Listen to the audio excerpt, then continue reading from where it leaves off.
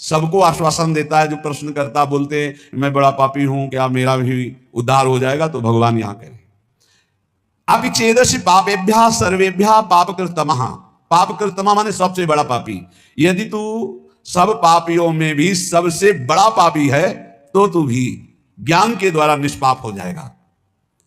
पापों का त्याग करने में और भी साधन बताए गए हैं, लेकिन पूर्ण रूप से सबसे ज्यादा पाप करने वाला भी पावन हो जाए वो ज्ञान है, चाहे जितना बड़ा पापी हो। वर्तमान का पाप, पुराना पाप, ये सब मिलकर भारी संकट पैदा करते हैं, भारी दुख पैदा करते हैं।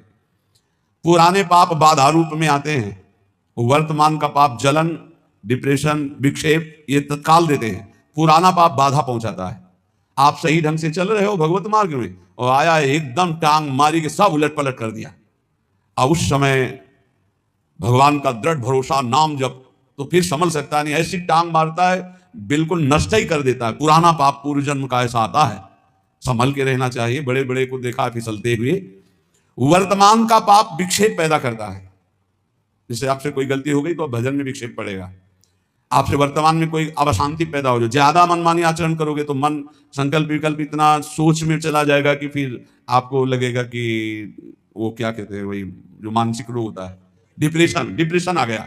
ये वर्तमान के पाप, वर्तमान में आप पापाचरण कर रहे हैं इसलिए ऐसा हो जाता है। जिसे आप जानते ही नहीं कि आप पापाचरण कर रहे हैं, वो पापाचरण है। यदि वर्तमान का पाप छोड़ दे तो बुद्धि शुद्ध हो जाए, तो पूर्व के पाप को भोगने में कोई परेशानी नहीं होती। ये बात,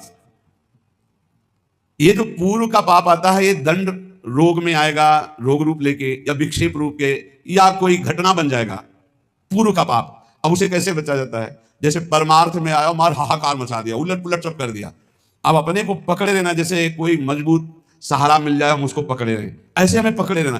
कुछ भी हो जाए, मार डाले जाए, श्री जी को नहीं छोड़ेंगे, गुरु जी को नहीं छोड़ेंगे, कुछ भी हो जाए, कुछ भी हो जाए, आप पकड़े रहो पकड़े रहो पकड़े रहो, हवा ही निकल गई, सब खत्म, फिर ठीक। अब वो उसके विरोध में आ गया। इतने दिन भगवान का भजन किया, इतने दिन गुरु की शरण में रहे, यार कोई साथ नहीं देता, तब अपने कर्मों से भोगना ही पड़ता है, सब अपने को संभालना पड़ता है, कहीं कुछ नहीं भक्ति में। अब वो पाप आया था, गिरा के लेता चला गया।